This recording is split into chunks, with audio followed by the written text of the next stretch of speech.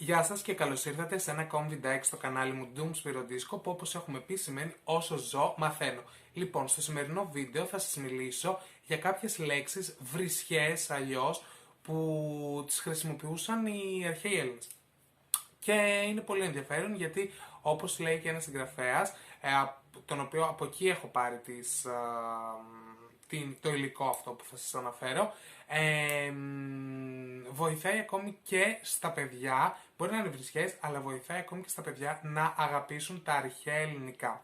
Λοιπόν, θα ήθελα να σας συμβουλεύσω, καταρχάς πριν ξεκινήσω το βίντεο, να μην πανικοβάλλεστε με αυτόν τον κορονοϊό και να μην πέφτετε θύματα αυτής της τρομοκρατίας που δημιουργούν τα κανάλια. Γενικώς, αν θέλετε να ενημερωθείτε, μπορείτε να πάρετε το γιατρό σας, να ενημερωθείτε από κάποια πράγματα και να μην τρελαίνεστε και να μην πανικοβάλλεστε.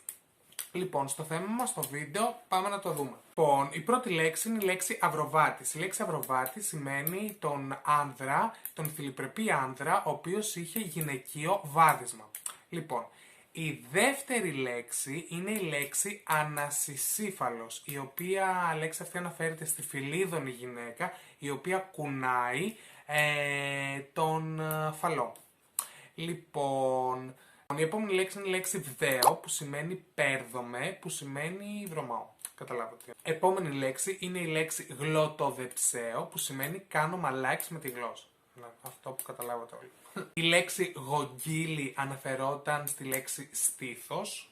Η λέξη γυναικοπίπης αναφερόταν στη λέξη του μπανιστιρτζή. Ναι, καταλάβατε, που υπάρχουν πολλοί εκεί έξω, γι' αυτό να προσέχετε. Λοιπόν, η λέξη δρομάς αναφερόταν στην πόρνη του δρόμου και υπήρχε ακόμα μια λέξη χαλκιδίτης, η οποία ήταν η πόρνη, η πολύ φτηνή πόρνη, η οποία εκδίδεται για ένα χάλκινο νόμισμα. Γι' αυτό και χάλκινο νόμισμα, χαλκιδίτης. Η λέξη μιζούρης αναφερόταν στη γυναίκα η οποία βυζένει πέος. Ναι, ωραία. Λοιπόν, σε αυτό το σημείο θα ήθελα να σας αναφέρω τι σημαίνει η λέξη βομολογία και πώς προήλθε. Λοιπόν, όταν έκαναν τις θυσίες οι άνθρωποι, υπήρχαν πολλοί, οι οποίοι ήθελαν ένα κομμάτι κρέας. Και πολλές φορές φώναζαν σε αυτόν που έκανε τη θυσία, και επειδή ήθελαν ένα κομμάτι κρέας, αυτό οδηγούσε πολλές φορές στο να μαλώνουν, στο να λένε άσχημα λόγια ο ένας τον άλλον. Και αυτή η στιχομυθία δημιουργούσε τσακωμούς. Λοιπόν, οπότε βομολογία είναι περί τους βωμούς λόγων επέτης. Δηλαδή, αυτός ο οποίος βρίζει, και γενικότερα οι βρισχές που ακούγονται στους βωμούς, να το πω έτσι. Γι' αυτό και ονομάστηκε βομολογία, επειδή είναι στους βωμούς, εκεί που έκανε τις θυσίες.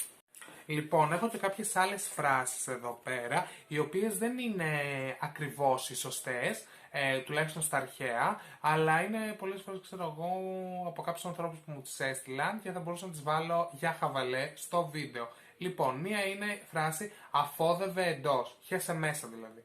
Μετά η επόμενη είναι λάβε κίνεδε, που σημαίνει πάρτα πούστη.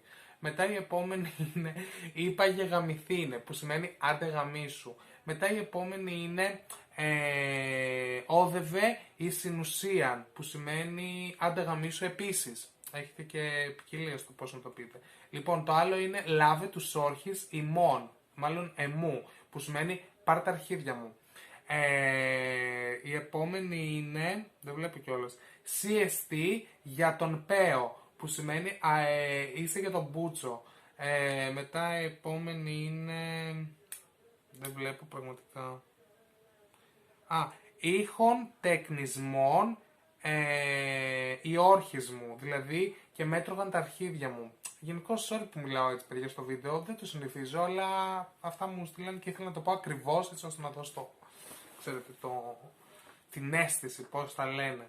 Μετά η επόμενη είναι ευμεγέθης σώματι ίδιον αυνανιστής, που σημαίνει χοντρομαλάκας. Και ταύτα λάβει μορινοσούσα, που σημαίνει πάρτα μοριάρωστη. Λοιπόν, αυτό ήταν το βίντεο το σημερινό, ελπίζω να σας άρεσε. Μπορείτε να κάνετε subscribe στο κανάλι μου, εδώ κάτω δεξιά, να πατήσετε